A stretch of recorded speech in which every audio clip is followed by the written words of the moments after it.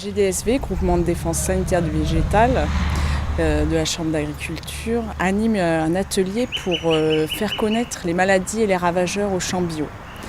Donc, nous sortons donc tous les 15 jours dans les champs bio et on regarde un peu l'intensité des maladies, des ravageurs. Aujourd'hui, on le vulgarise et on échange avec les producteurs, confirmer nos observations, avoir leurs témoignages. Pourquoi mieux connaître les ravageurs et les maladies? Et l'objectif, c'est pouvoir mieux les maîtriser, savoir pourquoi ils sont là. Est-ce que c'est à cause d'un problème de fertilité, un problème de graines, ou est-ce que tout simplement les choses font que chaque année, au mois de février, je vais avoir ce ravageur qui arrive et il faudra peut-être que j'arrive à trouver des moyens de lutte. C'est permettre aussi de les faire connaître à d'autres, voir s'ils sont présents seulement dans un champ ou sur toute la Nouvelle-Calédonie. Et après, on peut aussi avoir des actions collectives en disant on va mettre l'accent sur cette maladie parce que vraiment elle est partout, ou alors elle est juste quelque part mais elle va peut-être aller partout et il faut qu'on prévienne les producteurs. Donc là, je vais présenter, j'ai présenté trois insectes ravageurs, dont deux coléoptères, un coléoptère utile et un coléoptère nuisible, où on a une coccinelle qui est comme phytophage et une coccinelle entomophage.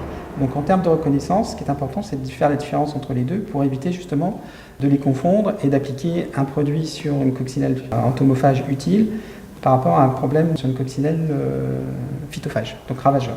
J'ai aussi présenté donc des mouches qui sont différents et aussi des pucerons qui seront différents. En sachant qu'ils sont différents, les pucerons sont des insectes piqueurs-suceurs qui prélèvent de la sève, alors que les mouches sont en termes d'armature buccale, des suceurs-lécheurs.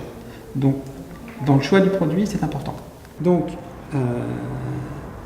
ces travaux dirigés permettront à l'agriculteur d'identifier les insectes piqueurs, suceurs, broyeurs au niveau de leur parcelle.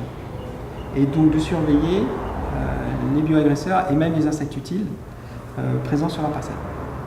Ça se multiplie. Et du coup, le trou là, il est calibré pour qu'on mette minimum 100 microguêpes. Alors les microguêpes...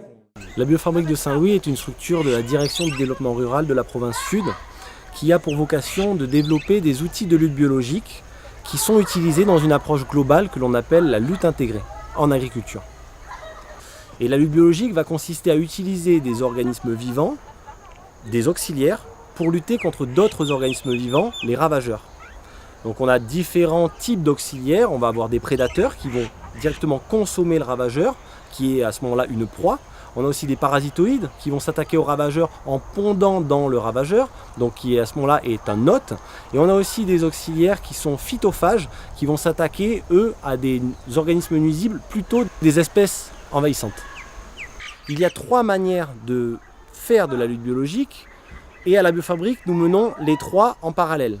Il y a donc une lutte biologique par acclimatation, c'est ce qu'on fait contre la jacinthe d'eau et contre la fougère d'eau, qui sont des plantes aquatiques envahissantes. Cette méthode de lutte biologique consiste à importer un auxiliaire exotique, mais très spécifique de l'espèce envahissante en question. Il y a aussi une lutte biologique inondative, qui revient donc à élever en masse de très grandes quantités d'auxiliaires et à faire des lâchers réguliers de ces auxiliaires chez les agriculteurs. Et enfin, la 3e méthode de lutte biologique, c'est une méthode de lutte par conservation, par renforcement, qui consiste à valoriser les espèces d'auxiliaires déjà présentes sur les parcelles agricoles en faisant des apports ponctuels ou en mettant en place une gestion des habitats naturels avec notamment l'utilisation de plantes relais.